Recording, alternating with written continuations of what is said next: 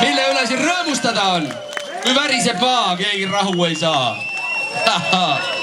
Aitüma! Eestis on selles mõttes ikka hea elada, et siin väga ei värise.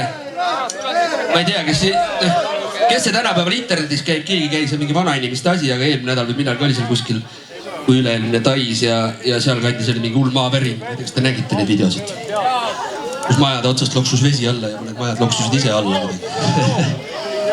Aga me siin Eestis elame nagu vanajumala selja taga. Ja meil on elu nii hea siin selle pärast, et meil on olemas kõige kallim kivi. Põlevkivi. Kallis kivi!